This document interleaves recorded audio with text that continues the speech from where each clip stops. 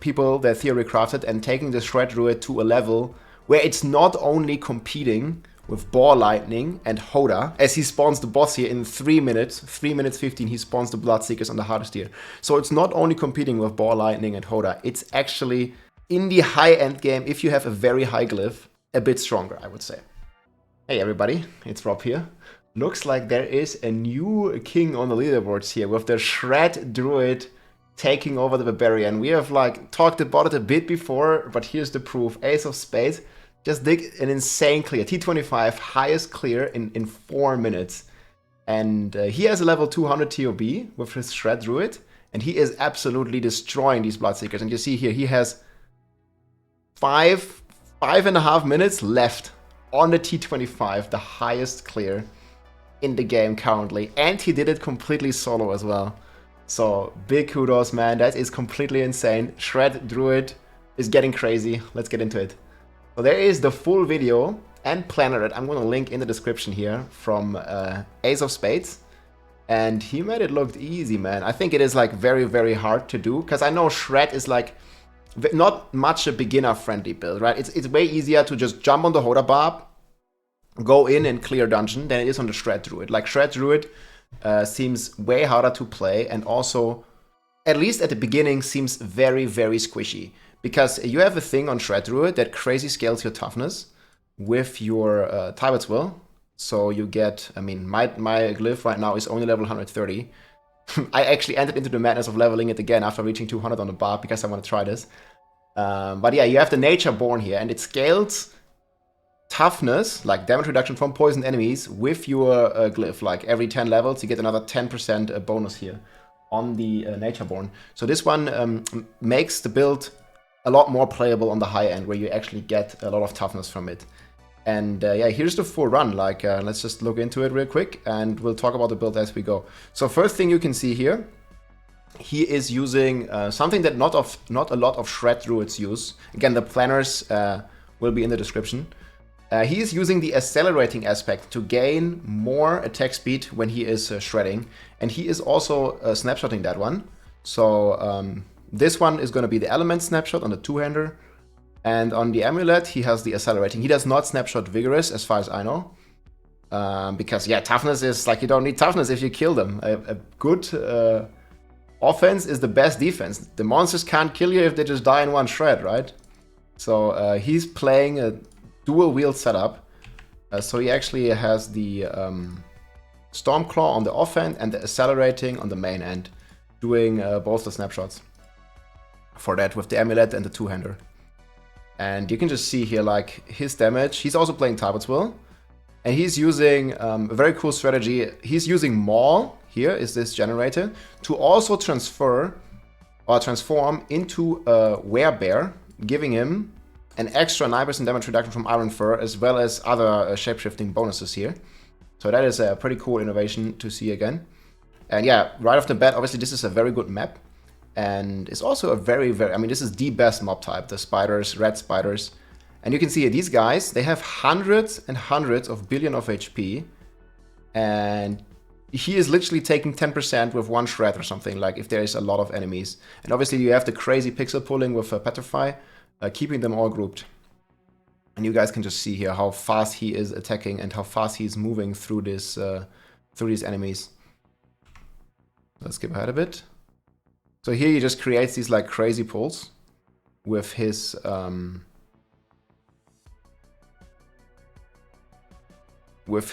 inexorable will ring, where basically they fly in from all over the screen.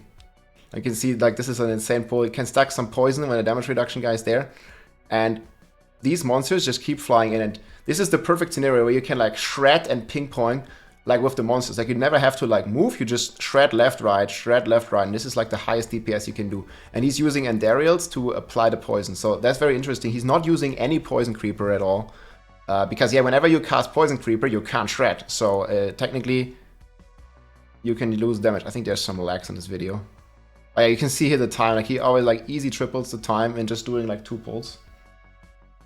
Yeah, Ace was here earlier before, yeah. He rated us. Big shout out. I'm gonna put his links in the description, guys. So yeah, you see like how fast he is just melting through. And this is like the hardest tier. And this is just such a fun to play build. I mean, I've only played a few hours. I've played Shred before, but like in this season, I've only played a few hours. And let me tell you, like, this is like the king of utility. Like, you just blitz around left and right. It's super fun to play, but also it is very, very hard to play, especially for newer players. So just keep that in mind if you try this build. But yeah, judging by these current clear times, and we were talking to AC in chat, and he was mentioning that this was like, he didn't fish much. Like, this was one of, I don't know, his like early clears. He didn't try like super hard yet. So I'm pretty sure this 4-minute time that he's making here will be improved even further as time progresses here. But yeah, it's super cool to see like all this innovation coming on the Druid. There's been a lot of people that have been pushing, you know, the new strategies. Small Petting Zoo comes to mind. Drawn 1x. Elon Musk was playing it as well. Super fun to see. And then here AoZ, of course, and a bunch of other like super cool people that theory crafted and taking the Shred Druid to a level where it's not only competing with Ball Lightning and Hoda, as he spawns the boss here in 3 minutes, 3 minutes 15, he spawns the Bloodseekers on the hardest tier. So it's not only competing with Ball Lightning and Hoda, it's actually in the high-end game, if you have a very high glyph, a bit stronger, I would say. We made this prediction. I'm going to show you the boss fight here in a second. We made this prediction back in the days about the tier list. And we had, if you guys remember, I made that video, I'm also going to link it in the description, about 2 months ago, very, very early December or late November. And we had S+, we had Hoda and Ball Lightning, and in S tier we actually had the Poison Shred, because what is happening on the Poison Shred is his glyph, or every multiplier, is basically double dipping. It's applying twice. It's applying once to the poison that you apply through either Andariel's or Poison Creeper. So you have the Poison Creeper poison. This is working with your multiplier. You have the Andariel's Visage poison. This is also working with your multiplier. And then you have the Blurred Beast, which is taking that same poison and multiplying it with all your damage multipliers again, creating this sort of double dip effect where all your multipliers basically get squared. So you can kind of see here my TOB right now is 500% X, so this is a ×6 multiplier. So on a Barb you would just get 6 times damage, right? But on a Shred Druid you would get 6 × 6, because it's gonna buff your base poison by ×6 and it's gonna buff your Blurred Beast by ×6. So you'd actually be getting a 36 multiplier out of this. And if you have a level 200 glyph, like you've seen on my Barb, you actually get 11x on a Barb, and that would mean on a Druid you would get 11 × 11, or 11 to the power of 2. You would get 121 multiplier out of your TOB. And not only do you get the multiplier double, you also get all the damage additive. So you also get the Sinking Fangs here. Damage to poisoned enemies, 56%, will also be squared and will give you 1.66 times 1.66. Same goes with Tarbet's Will. You're not only getting a 1.4, you're getting a 1.4 to the power of 2 squared. So you're getting about ×2 damage from Tarbet's Will as well. So this is just completely crazy. And we knew about this from the start. It was just about to like proving if this is even possible, because a lot of people had doubts, and including myself, to be fair, about the toughness issues that the Druid has on the high level.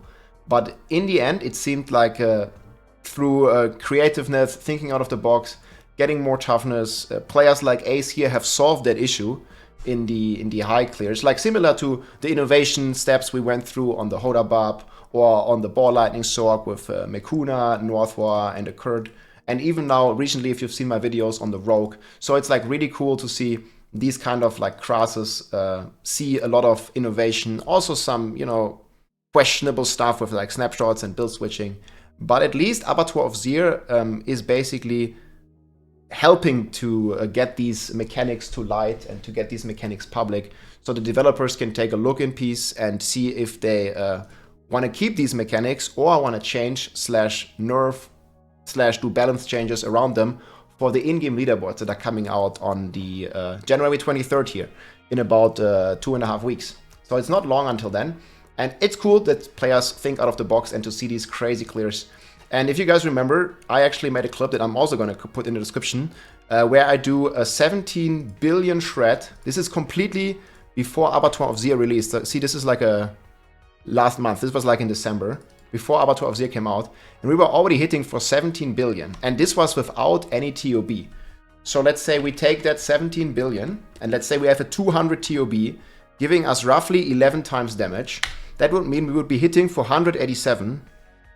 And then it is squared. So we get another times 11. So in theory, we have like a potential limit of hitting for over 1 trillion with this shred. And that's exactly what is happening here. I mean, maybe not 1 trillion, but he's getting pretty close to like hitting for, let's say if he's hitting in a big monster pool, he is almost hitting for 1 trillion damage here. And you can see this is like the hardest monster in the game, the Bloodseekers. And here Shred loses a bit of damage because you don't get as much benefit from your Stormclaw. You don't get like some crazy, you know, like AoE procs and stuff. And one thing that's also really annoying, if you don't have 3 targets, you're losing the heightened malice multiplier. So what you really want to do on the Druid is to try to damage the bosses evenly at the same time. So they all gradually lose their HP together. So you got to be really careful not to over damage one of them and like ideally kill them all at the same time. Because you do have this multiplier here that is heightened malice, and this one is squared as well. So you're getting a 1.45 multiplier, and you're getting this squared. So it would basically mean you're losing 2.5 multiplicative. You're losing more than double damage as one target dies. And you can see this here. I think AoZ did a very good job keeping them together. But obviously there's a lot of RNG as well with some of the Bloodseekers, like the guys that teleport away and stuff. So you can't always kill them all right at the same time. But yeah, I see here like one guy is like already dead right now, and now his damage unfortunately goes down significantly. It's still very good DPS for a T25 clear, but you can see here it takes a bit longer because he is losing that heightened malice 2.1x multiplier, but he still like just eats them. Like you see this here, like in the end he's still doing a lot of damage, and this is only half of his normal damage. And there it is, guys. So he did the tier 25 in just, what was it? 4.5 minutes, and it can probably be done in sub 4. And I've been playing a lot of Barb, and Barb is very strong. I think I can get it down to like 4.5 minutes or something. Maybe sub 5 like is possible on Barb, but it's not gonna be as well, I'm not going to say it's comfortable to do, but it's not going to be competing with this Druid. Like, if there's more Shred Druids, and it's really sad to see right now, like, everybody's just playing Oda Barb, but people, at least, like, the wide community, obviously there was, like, some players that knew about the potential of Druid, and that have been, like, looking and pushing for this, but in the general terms of things, people think that Druid is very weak, and it is really not, and I think AoZ and a lot of the other people have proven this here. Druid is actually, as I said, on Barb and on Ball Lightning level, probably even a little bit stronger in the very, very high end game because of this squared scaling. So we don't really know what will happen. Obviously, if they completely will remove the Tears of Blood from the game and Abattoir of Zir as well, then Druid obviously will lose a lot of its power, because right now, compared to all the other builds, it's benefiting twice from the Tears of Blood insane multiplier, right? So it is right now 10 times stronger than Hoda and Ball Lightning would be if you compare them to, like, without TOB, right? So this is something to keep in mind, but we just really want to be, I think, careful of the balance changes that are coming up here in the next days. Because again, there's so many like weird interactions in the game that work together. We've recently discovered that you basically get double the runes on your Hoda. So I just really hope the developers and the balances team will keep all this in mind, because they are already talking about nerfing Hoda Barbs and Ball Lightning Shorks and some other builds. And yeah, the balance is definitely tough to achieve in a video game like this with like so much depth and so much build diversity. I just hope, you know, people can look at the big picture and we can have a fair environment for the leaderboards coming up here. But yeah, let's quickly, just real quick, go over the setup. So AoZ posted this build. I'm not 100% sure. I think in the run he had Tybet's Will. So here he's right now having the Might aspect, but he did not have this in the run. So I'm gonna put his OG planner link, but there is like these slight adjustments I think that he made. Maybe he just hasn't updated it yet. So I hope this will be updated. But yeah, he's basically rocking Andariel's Visage, he's rocking Vigorous Aspect, he is rocking the Aspect of Elements that, again, he's snapshotting with a two-hander. He's rocking Tybot's Will. Again, Tybot's Will gives you a 1.4. It also solves your resource problems with Metamorphosis combination. But what it also does, it gives you the square again, right? It gives you 40% damage. So Tybot's Will is 1.4, but squared. So you get double damage from Tybot's Will. It is gonna be a very, like, more greedy setup, basically. But you can clearly see it in the video, like he has 12 potions and he also gets resources when he dashes. So this is 100% Tybot's Will. He's playing then Flicker Steps for the cooldown reduction. And yeah, in the end, I think you will need Tybot's Will because double damage, you don't want to miss out, even if you would get some toughness otherwise. And then we have the Accelerating Aspect. This one he's snapshotting with his Amulet. So you actually get, 37.5 attack speed out of this. And he is not using, as far as I know at least, the Vigorous Aspect snapshot in this video. There's still ways, I guess, to also get the Vigorous snapshot if you switch everything again. But it's just very tedious and very weird. So basically he's doing Element snapshot on the two-hander, Accelerating snapshot on the Amulet, and no Vigorous snapshot. Then he's rocking Blurred Beast, and I think something really interesting that he did in his video, that I want to point out here real quick. He has an Amulet, like his Amulet is actually completely nuts. You can see the switch at the start. And look at his Amulet. This is his Amulet. It's completely crazy. So it has 866, which will put him over the Shred Druid, so it's max all-res, so the item power doesn't matter. He already has the maximum amount of all-res. He has perfect armor roll, perfect armor on Werewolf, Envenom perfect aspect.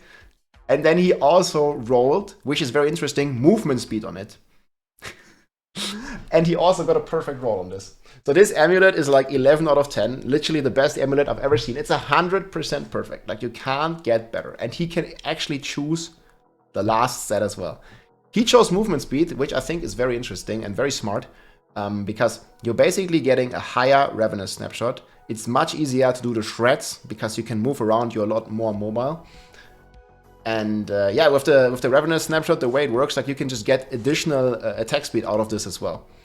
And yeah, you can choose damage reduction here as well, like injured damage reduction from poisoned, damage reduction while fortified. That all is pretty nice too. But he chose the offensive and quality of life option, movement speed. You know, if you're already doing a 3 or 4 minute clear, having movement speed, just moving through the map faster is very beneficial already, because we are basically down to where tier 25 on this builds is just, it's not really a challenge, it's a speed run in the end, right? Like it's gonna be like if these tier B levels, it's a speed run essentially. And I think that's what is one thing we're seeing here that I wanted to point out. So yeah, movement speed on the Amulet, but yeah, you can also run defense if you prefer that. There's always a few options listed. Then we have the pull ring here, of course, Starlight aspect for resources. There is also some talks that some people try the retaliation if you can solve your resources, because with Tybot's Will you get some more spirit. But again, I don't have quite the gameplay experience here. I will be trying and playing my Druid a bit more the next days. It's just brutal leveling that Tears of Blood glyph again. Like I wish the Tears of Blood would be like, you know, account wide, but it's not right now. So you have to level it all over again if you want to play an alt. So I don't really know, but like retaliation could also be an option. But most people like the Starlight aspect because it basically solves your spirit issues, because it has a very, very nice synergy with the life steal from Andariel. So you heal a lot with Andariel and you lose a lot of life in 25 because the monsters are hostile. And you get a lot of life back from the lifesteal. So you get a lot of resources back as well. Because every hit basically heals you for 100% of your life. And Starlight will proc like crazy. And then he's playing Stormclaw here. This one is basically transforming all the trash monsters into little bombs. And like, you can basically consider this like doing area of effect damage. Like basically every small monster that dies or that you shred, it doesn't even need to die, that you shred detonates and creates another damage number. That also is double dipping and damages all nearby enemies with this Stormclaw aspect. So yeah, it is very strong. And then yeah, Flowing Veins. He actually plays Sanguine Brace. You can also play Resilience, I think. But yeah, in these like kind of speedruns, just getting like the Fortify quick and the crit chance is the big thing here. A Metamorphosis, Ravenous, and Prey of the Week, obviously for the vulnerable. And then yeah, skill tree. We already talked about it. You have Maul. You have the Iron Fur here, so with Maul you transfer. I think the rest is pretty standard here. all the good stuff. He also has a lot of points in Cyclone Armor, like you can see this one gives more damage reduction. Then he has quite some points in Debilitating Roar. You can also see this one helps with the cooldown. He also plays Blood Howl. This one gives more attack speed. So he's actually going to be close to the attack speed cap. Keep in mind, Accelerating is in a separate attack speed category, going over the cap of 100% basically. So he has the Ravenous with a good Snapshot. You can probably get up to 80%. I'm not sure if he's quite there. Maybe he has like 60% from Ravenous, 15% on his gloves. And then you can get another 15% from here, and then you get the Accelerating 37%. So he's well above 100% attack speed. Again, these are separate attack speed categories, so it works very well as a synergy. And yeah, so good defense here on the Cyclone Armor. Nothing in Companion. Like, I think according to Ace, it was a DPS loss casting Poison Creeper. Like, just shred, keep damaging. No Poison Creeper. And obviously, Envenom. I think in the game, actually, this is like another bug that is in the game. I think in-game it says it's plus. Yeah, it's plus. But if you watch the crit damage, Envenom, the game is just misleading you. This is a plus, but it's actually an X. It's a multiplier, Envenom. So yeah, Envenom ranks on the Amulet are really important, and obviously you want to have 3 ranks into it. Then the Petrify, this one pulls and stuns and gives you multipliers, is very good. And all the different shapeshift abilities. So you're actually shapeshifting to a werebear with your maul, you're shapeshifting into a werewolf with your shred and your blood hole, and you're shapeshifting into a human whenever you cast Cyclone Armor. And this one is also werebear. Wait, this is trample. This should be Debilitating Roar. Sorry. And yeah, boons look like this. So you don't need the pack leader anymore. So you go in crit chance, life, elite. This one energized. This is why we have also lucky hits. Gives you a lot of spirit. And this one also heals. It's pretty insane. Double checking, yeah, he has the same stuff. And then yeah, Paragon, there's also a couple options. So I wrote it down in the notes here. Snapshot, pre-buff. Yeah, people are using the Gillen's Brew.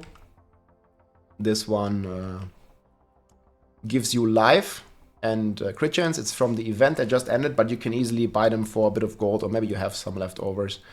And then Soothing Spice, Shores of War, Song of the Mountain. These stuff will also allow you to hit the requirements, I think, for the later Paragon board. I think this one here with 40 additional stats, and I think there were some other stats that I was also getting. You can definitely hit these last nodes if you put in some of the all stats. But yeah, on setups there is a few different things you can do with your Paragon board, depending on if you want offense or defense. So let's get into it. You basically have the either tracker in the starter board, like this one helps you with your poison duration. It basically increases your damage, and it also double dips on the poison target damage. But what you can also do is you can run territorial if you need that extra damage reduction. So this is like one option you can do. Then we obviously have the TOB here with the crazy multiplier for Natureborn and poison damage. We have Keeper, 1.1x. Again, it's squared, so it's 1.12. And it also gives you damage reduction here to Vulnerable with the multiplier, really strong. Up here we have Heightened Malice. We already talked about this. It's squared as well. It gives you more than double damage, really strong. And yeah, max life, always very nice to have. Fang and Claw here, Werewolf, Werebear, 1.12x damage, and it's also double dipping. So this one is also going to give you like 25% damage, something like this. Courage here, more defense. Werewolf, this one gives you damage reduction and damage 1. Werewolf, also double dipping again. And Ancestral Guidance, after spending Spirit, you spend a lot of Spirit because you keep shredding with your crazy attack speed. And this is another 1.66 multiplier because, again, you guessed it, it's double dipping. And then we have the Bane here, and this one can be exchanged to Undaunted if you want. If you want Toughness, as you're always fortified, you can go Undaunted. And if you want Deeps, you can go Bane. Up to you. So yeah, there's all these options and a lot of more different setups. I've also seen a build here from Dron1x. He was actually using Wax and Gibbons in the run for a guaranteed crit chance with Shred, because, you know, you're just doing a speed run. Like T25 on the high glyph levels actually seems to be like 3 to 4 minute clears. So you can probably even play Wax and Gibbons and then just switch on the Seekers, because obviously you're not killing an enemy every 2 seconds on the Seekers, but you do in the run if you one-shot everything, just like Ace is doing here. But yeah, pretty incredible stuff, guys. Again, the links are going to be in the description. I hope you enjoyed this overview, and we'll see what balance changes are coming for the leaderboards here. I'm pretty sure early next week we should be able to hear a lot about that. Hope you enjoyed this overview. Take care, my friends. GG. If you liked this video, make sure to subscribe, leave a like or a comment. I'm also live on Twitch almost every day, so come and say hi.